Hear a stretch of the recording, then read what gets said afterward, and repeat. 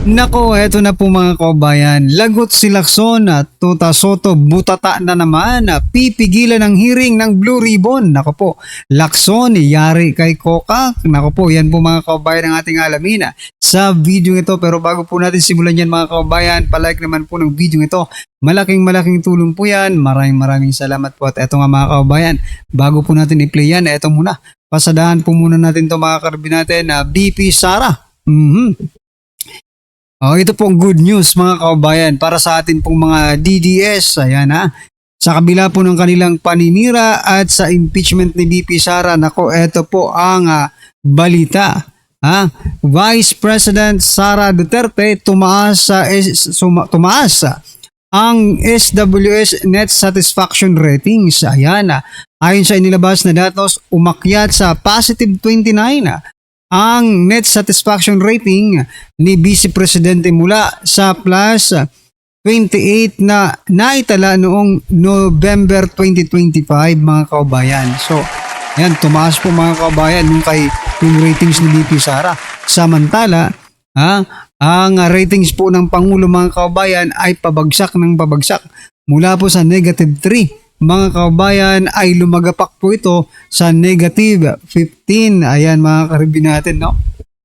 Ibig sabihin lang nito, hindi po effective yung mga ginagawa nilang paninira sa Duterte, sa Davao, sa mga kaalyado ng Duterte, no? Lalong-lalo na si Claire Castro. Kapag si Claire Castro pong nagsasalita, talagang wala kayong mapapala, di ba? Ito po ang naging komento ng ating mga kababayan patungkol dyan. Sabi po dito ni Mandy, salamat madam. Real Sayad, ano to? Pasok mga loyalista ang bangag, sabi ninyo. Di pa nagtatrabaho yan. Oo nga eh. Kahit walang serbisyo kung di perwisyo. Dapat si Marcos wag na rin magtrabaho. Kain, tulog, gala para tumaas ang ratings ngayon. Iba kasi yung di nagtatrabaho, drama-drama, siya may biyaya, taas ang rating. Anong merong utak ang nga naman? Alam nyo kasi mga karibin natin, it doesn't matter kung nakikita kanila no? Iba kasi yung pagtatrabaho ng vice presidente sa pagtatrabaho ng presidente, no? Ang trinatrabaho kasi ng presidente, yung vice presidente ang trinatrabaho nila, no? Pang 2028 po, no? Pero tingnan nyo, nag-announce na nga si BP Sara na tatakbo siya sa 2028, but still, mga kababayan, no? Relax lang, hindi pa naman oras ng kampanya, di ba? Pero itong administrasyon, mga kababayan, wala pa man silang manok, pero pilit na po nilang gustong hindi na makatakbo si BP Sara through impeachment mga kababayan, no? Kung bagay talagang by hook or by crooks, talagang dapat ma-impeach si BP Sara. Tingnan nyo ngayon, nagkakagulo na sa Senado, di ba? High blood na naman si tita nito, si Auntie Claire. Ma-high blood na naman dyan at sasabihin, nakikita nyo naman kung sino nagtatrabaho. Yan po lagi ang ano niya, no? Yan po lagi yung reasoning ni Claire Castro. No, sasabihin niya naman, nakikita naman ng taong bayan kung sino po ang tunay na nagtatrabaho, di ba? Puro kasi kayo trabaho, mag-relax naman kayo para tumaas-taas naman yung ratings ninyo, no? Paano hindi kayo bababa? Ang trinatrabaho niyo, yung vice presidente, mga walang hiya kayo, di ba? Ito pong patunay mga kabayan na trinatrabaho po nila ang vice presidente, no? Tingnan nyo Lawmaker questions timing of Senate flood control probe. Amid VP's Duterte impeachment. Gusto niya kasing mangyari. Si Jod Asedre mga kababayan. Itong tinutukoy na lawmaker dito.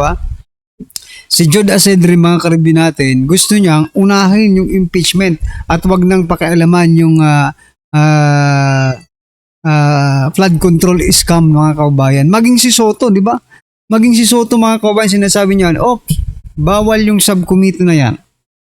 Diba? Ibig sabihin, tutol siya sa pagpapaimbestiga ng flood control. Diba?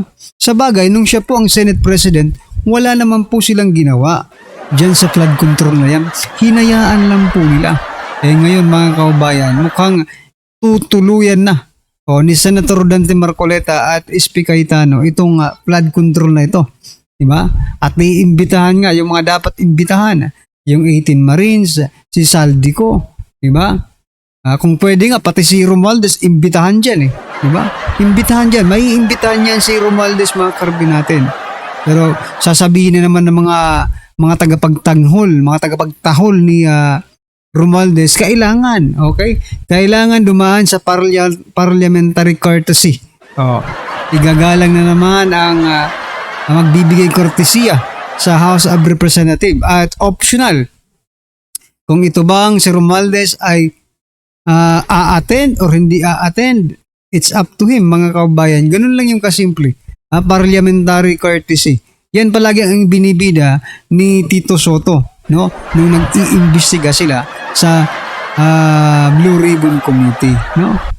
Pero balik tayo dito sa issue, mga kababayan. Bakit daw kailangan mag-imbestiga sa flood control gayong may impeachment? Nako, kung tutuusin po, mga kababayan, di hamak na napakalayo po ng ng agwat. Kung priority lang ang pag-uusapan, matagal na pong nagsimula itong Senate flood control investigation dyan sa flood control na yan, di ba? Tapos ngayon, bigla nyong papa-stop. Stop muna, dapat impeachment muna. Ano kayo, oto-oto, di ba? Huwag nyong i-stop yan kasi dyan na lang kayo dyan na lang po kayo babawi. Biruin nyo iniisa-isa po sila. Nakasuhan para lang mabawasan yung majority. O sabihin pa natin, di ba? O sige, mabawasan yung majority. At least, di ba? Maimbestigan man lang itong flood control na ito. Kahit kaunti na lang kayo, di ba? Importante kasing maimbestigan to, mga kababayan. Kasi maaari pong magbago ang lahat, no? Kasi yung mga sangkot, yung mga mastermind dito, mga kababayan, no? Sila rin siguro ang mastermind sa nangyayaring kaguluhan dito ngayon. Oo, sa Senado. Di ba? Anyway, eto, mga kababayan, pakinggan po natin si Senator Dante Marcoleta. Pasok pa. Dumating po kayo. Ito pong pinag-uusapan, sinasabi ko sa inyo ngayon, hindi ko na po itatanong, iba na po itatanong ko sa inyo. Ayan. Naku. Ito pala, may announcement po, Senador SP Alan Sen, no? Senate President Alan Peter Cayetano has announced the creation of a Blue Ribbon Subcommittee that will focus exclusively on the alleged flood control scandal. Ayan. Subcommittee na. Opo. Hindi na yan. Mukhang kayo yata ilalagay na chairman ng subcommittee. Kasi baka si Senator Pia, kung baka naman kung sino-sinong kumakausap dyan, baka nabuisit na. Ganun. Ayoko yung kinakausap ako. Nakagaya ng ginagawa nila kay Senator Jinggoy. Oo. Ayun. Bahala sila. Sa inyo po kasi ako lang nakakakausap Kasi dalawa lang naman kami ni Senator Jinggoy ang vice chair. Nga po, Winawarrant na si Jinggoy. Di ako na lang ang natira. Ayun. Baka hindi na ako makatawag kasi nga pati ako inaresto na rin. Ayun, ang masakit na katotohanan. Di ba? Opo. Hindi, nakangiti ka lang. Pero ito, sinasabi ko nga sa'yo. Maaari po nilang gawin ito, mga kababayan. Nako, Ako po, ginagamit kong halimbawa ang ginawa nila sa akin. Yan. Maliwanag na maliwanag po sa sikat ng araw. Wala pong plunder na involved. Hindi po totoo yung sinasabi nila, lalo na po yung mga abogadong pulpul na naggagaling-galingan dyan. Si Mel Santa Maria. Yun, naggagaling. Na kahit na po pribadong pondo na itinulong ng isang kaibigan na lang-alang lang sa kanyang hindi rin kagustuhan sa kanya lang pag-asa na baka sakaling manalo ako dyan. Babaho naman. Isasangkot mo pa sa plunder. Kung hindi nyo kaibigan, hindi kayo tutulungan yun. Kanina pinaliwanag ko kasi. Gusto ko mangako ng mga bagay na maaari kong maitulong sa kanila sa mga darating na panahon. Tatawanan lang nila ako siguro sasabihin niya, boss, huwag na. Ikaw naman ay number 33 ka Di ba? Kung ikaw ay number 2, boss, sigurado. May laban tayo dyan. Yan, Di ba? May impluensya ka na pag pero kung gano'n, sa layo, Sen, kaibigan lang kita. Kung hindi kita kaibigan, Oo, tataguan pero na kita. ngayon, ayan, ginawa nila ako ng usap. Ginawa nila ako ng kaso. At Opo. pinasasagot ako sa takdang panahon. At sasagutin ko naman po yan. Kaya lang, hindi naman po ako optimistic. Alam ko po kahit ano pang isagot ko, dahil sa kagustuhan nila, na mawala rin ako doon sa mga pagtatalong importante, Oho. lalong-lalo na po yung pagtukoy ng tunay na may kasalanan sa flood control na yan, gagawin po nila lahat. Lahat? Alang-alang lamang po doon sa kanilang kagustuhan, mapagtakpan lahat ang mga magnanakaw at mga walang hiya sa gobyernong ito. Pero Sen, curious lang ako. Hindi naman ako, kumbaga, hindi ko po alam ang rules. Halimbawa, nakulong ho yung ibang kasama ninyo, no? Wala na kayong 24. Kailangan pa rin ba nilang maka-13 para... ganun po. So, Kaya nga sinusungkit nila yung gustong sungkitin. Pero hindi ako naniniwalang may masusungkit dito. ayun. Oo. Ako, pero sila, nervyos na nervyos. Oo. Kinamayan ko lang si Senator Lito Lito Lapid, Lapid. opo. Pinagpaliwanag nila. Tumayo ka ron. Sabihin mo, hindi ka kumakalat sa amin. Sa nervyos nila. Masama bang kamayan ko yun, kapareho kong kapampao? Salamat lang ako. Sabi ko, Senator Lito, talaga naman ako, hindi ko malaman kung paano kita pasasalamatan sa pinapadala mo sa aking tibok-tibok. Tibok-tibok para. Mga kababayan, ang tibok-tibok po ito yung Maha Blanca. Yun. Napakasarap po niyan. Nanggagaling po yan sa Porac, Pampanga. Pampanga. Pero Jen, bago tayo magtapos, Opo. nabalitaan ko kasi merong tropical storm. Nako, yun na. Aba, tropical storm, mainit pa, may bagyo. Ang tawag ay Jiangmi. So, Jiangmi has entered the Philippine Area of Responsibility at 12:30 a.m. today. Okay na lang. opo. May 29, 2026. And was assigned the domestic name Doming. Oh, yan. Doming pala. Doming, bagyong Doming. Oh, Hindi mo nabanggit, Sen. kaya ako nababanggit ito dahil sa pinag-uusapan natin na talagang gustong-gusto nilang gagawa ng lahat ng kanilang magagawa Opo. para sa ganun maisara, pagtakpan ng ganap ang paghalukay nitong flood control issue na ito. Trillion peso scandal. Matatahimik lang ang kanilang, siguro, Opo. ang kanilang buhay pansamantala kapag ito ay natakpan nila at magagawa lamang nila kung nandun na naman sila sa minorya. Kagaya ng ginawa na nila. Ito, hindi na natin kailangan patibayin. 9 na buwang singkad, yan, walang ginawa. Ang pagtatakip na puro pagtatakip at gumawa pa ng kondisyon na para ipagpatuloy, kailangan pumirma kami. Wala na talaga.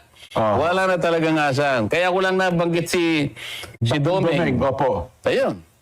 Kailangan lang makialam na naman ang kalikasan. Shoutout natin si Doming. Oy, maganda may wag masyadong lakasan. Ha? Kawawa kami dito. Walang matinong flood control sa Pilipinas. Yung mga dapat na gagawin ngayong 2026, hindi naman ginagawa. Kasi nga allergic sila sa proyekto. Ano ba yan? Yung ilinagay na tubo naman na hindi ko alam para sa inyong paturo-turo tong si Vincilio di ba? Maging kung maaari, konting lang. Kung masyadong malakas. Alam naman natin, wala makakapigil sa mga bagyo na yan. Ayaw sa gusto natin, from A to Z, sa loob ng 1 taon, kailangan natin danasin yun.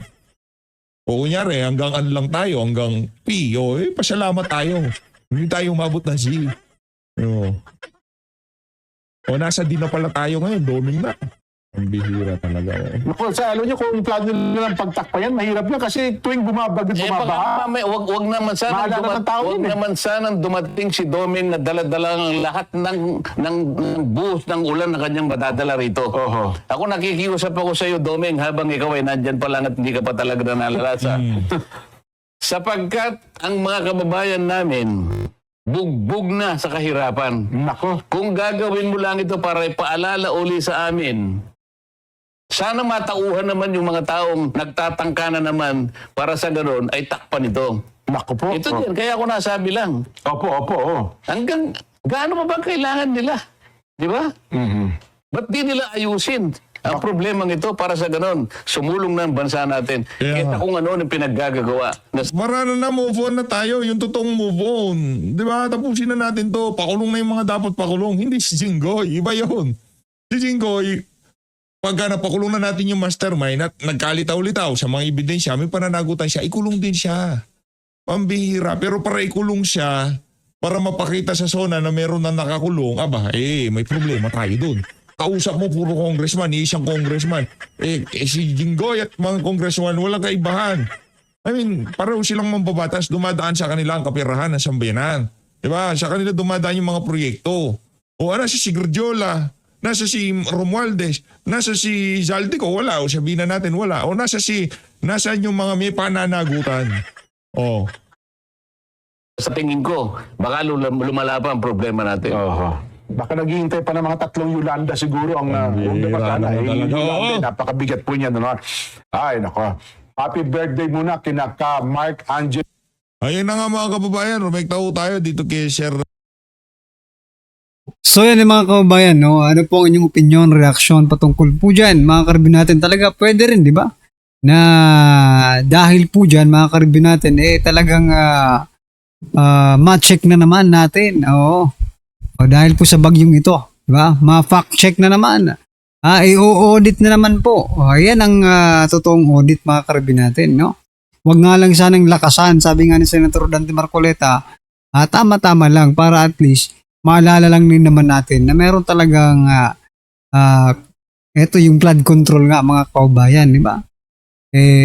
Diyan pa lang, talagang masasabi natin ipagpatuloy na yung investigasyon sa flood control. Huwag nyo nang pigilan dyan sa Senado. Di ba? Ituloy na yan para malaman na ng taong bayan kung sino talaga ang may kasalanan. Ayan mga kaubayan, sino mga mastermind? Yan po ang iyong opinion, reaction patungkol dyan. Just comment below at syempre huwag pong kalimutang i-like ang video ito. Malaking tulong po yan. Maraming salamat po.